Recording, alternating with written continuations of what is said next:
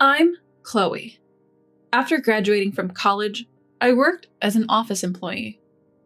In my student years, I went to an all-girls high school and didn't have much opportunity to interact with guys. The only relationship I had was with Mason, whom I met through a friend.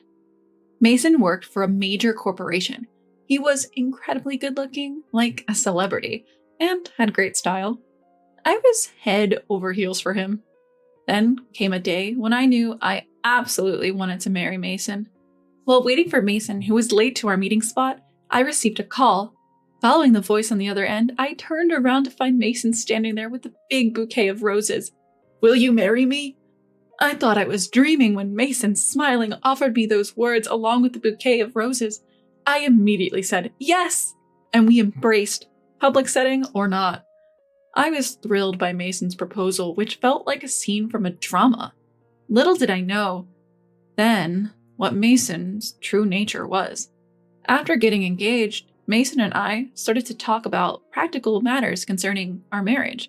First, there was the issue of our parents. Both Mason and I are only children, so we'd have to take care of our parents eventually. We decided each would look after their own parents, so we wouldn't burden each other. Next, we discussed whether to combine our incomes or not. I was okay with merging them, but Mason said, "We shouldn't rely too much on each other's income, so let's keep them separate." I agreed. Following that, we decided not to disclose each other's savings. We agreed to each contribute half to our living expenses. Other decisions included the number of children we'd like to have, the area where we'd live, and whether we'd opt for a standalone house or an apartment. There were many decisions to make, but I believed I could do anything if it meant spending my life with Mason. When we went to announce our engagement to father-in-law and mother-in-law, whom I'd met before and gotten along well with, that belief started to waver. As usual, mother-in-law and father-in-law welcomed me warmly with smiles and said, "Chloe, welcome." We entered the house, and due to the special occasion of announcing our engagement, I felt a bit nervous. In the living room, Mason, father-in-law, mother-in-law, and I took our seats. My in-laws happily congratulated us on our engagement. "I was wondering when you two would get married. I'm relieved that you've finally gotten engaged," mother-in-law said, and Mason chuckled shyly. I also felt my cheeks go red. While father-in-law and mother-in-law never stopped smiling at our youthful enthusiasm, something father-in-law said made me start questioning Mason. "So, when are you planning to move in together? We need to prepare for the move too. You're not thinking of living in this house, are you? It'll get cramped when you have children." Huh? Move in together? My bewildered expression made father-in-law and mother-in-law puzzled as well. Only Mason looked a bit uncomfortable. "Wait, what?" said mother-in-law, giving me a suspicious glance. "Chloe is going to be financially supported by Mason, right? It's only natural that you live together. I did the same thing. Isn't that right, hon?" Father-in-law nodded. "Yeah, that's true." Mason chuckled awkwardly and muttered, "Sorry."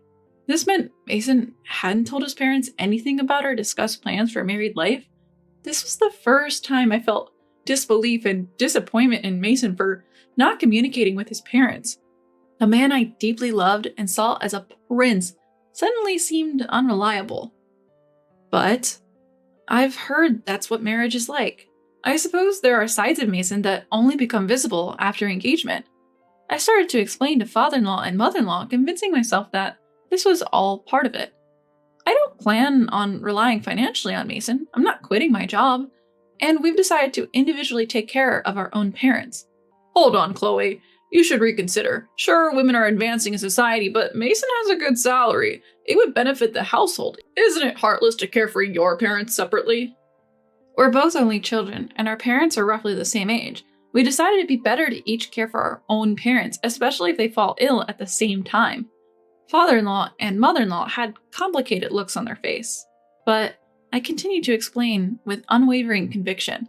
I didn't want to ruin my relationship with them, but I also wanted to live the married life Mason and I had agreed upon.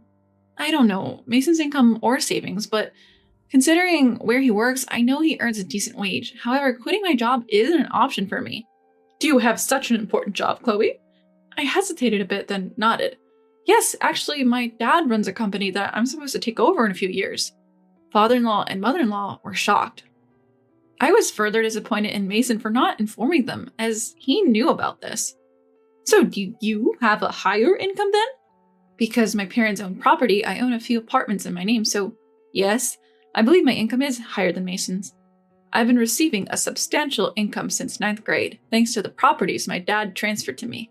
I don't spend much, so I have more savings than Mason too. I had heard that men are intimidated by high-earning women, so I was actually relieved when we decided not to disclose our incomes. Mason knew I was studying hard to become a future CEO, but he was also shocked to find out about the apartments. After that, the conversation turned to how many apartments I owned, how much I earn, and how much I've saved. Even Mason joining in despite our prior agreement to keep those details private. That day, I somehow dodged a barrage of questions, not revealing my income or savings, and made it home. But Mason changed after that. He became increasingly interested in my finances. When we talked, the subject of money came up, and if we went on a shopping date, he'd ask for expensive brands. I would refuse, saying, "We agreed to keep our finances separate. If you want it, buy it with your own money." Doing so would put Mason in a visibly bad mood, and the atmosphere would sour. The real shock came when Mason stayed over at my house. When I came out of the bathroom, I found him rummaging through my desk drawers. "What are you doing?" I asked. "Just seeing if you have a bank book or something," he replied with a guilty expression like a child caught in mischief. At that moment, the idea of breaking off the engagement crossed my mind.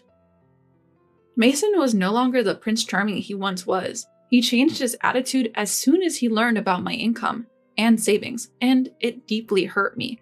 But Mason was my first love. I couldn't forget his romantic proposal with the big bouquet of roses, nor could I completely abandon my feelings for him. Should I leave him, though I still loved him? As I was mulling over these conflicting emotions, an incident occurred. That day, I was distracted by a headache at work. Sleep deprivation from worrying about Mason was probably the cause. I felt I couldn't let personal issues affect my work if I was to become a boss one day. I must have looked unwell because a coworker noticed.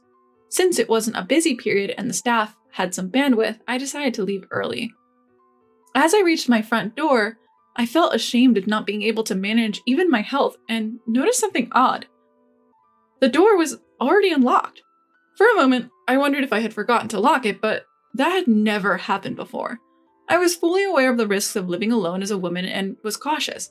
So who unlocked the door? Despite my unease, I opened the door. Only then did I think of the possibility of an intruder inside. Panicked, I grabbed an umbrella from the stand as a makeshift weapon. I was so flustered that I didn't notice until I heard a noise from deeper inside. A gasp escaped from my lips. Someone was still inside. I couldn't handle this on my own. "I have to call the police," I muttered in a shaky voice, reaching for my phone. Just then, someone sprang out from the hallway. "No!" I screamed, bending down out of fear. Wait, a familiar voice yelled out. "Huh?" As I slowly lift my head, I see Mason standing there, wearing a knit cap, a mask, and gloves. Mason looked like an intruder. Actually, he is an intruder, because I never gave him a spare key. Why? "I wanted to know how much money you make, Chloe, so I snuck into your place." "Without permission? How?" My voice trembles with fear as I ask, and Mason pulls a key out of his pocket. "A spare key. I made it without asking you when you stayed over at my place." The tears that fell were a mix of relief from mortal danger and boiling rage. I had never been this angry in my life. I pushed away Mason's hand, which was rubbing my back in an attempt to calm me, and screamed, "Are you kidding me?" in a voice so full of anger, I doubted it was my own. Mason, who had only seen my typically calm side, was stunned and fell on his rear, but my rage wasn't over. "Making a spare key without permission is criminal. And what's with the disguise? Were you planning to steal my bank book if I hadn't come back?" "No, I just wanted to check." "Check what? We agreed to keep our finances separate after marriage. I know you changed your attitude the moment you found out I have some money." I throw my umbrella at Mason, who staggers back, letting out a pathetic "whoa." Why did I ever think someone so pathetic, sneaky, and money-minded was Prince Charming? My dream, which had been so joyously accepted, along with a bouquet of roses, had come to an end. I grab Mason's belongings left in the room and throw them outside, pulling Mason out by the arm. Ignoring Mason's plea to wait, I yell, "Get out! The engagement is off, and I never want to see you again. Wait, Chloe, I truly love you. No need for your love anymore. Goodbye." I slam the door shut. My love for Mason completely chilled. Everything goes surprisingly smooth as I check that my bank book is intact, explain the situation to my parents, and call my future in-laws. My future mother-in-law pleads, "Please don't sue Mason." I had no intention of doing so I coldly reply, "Cutting off ties is enough for me."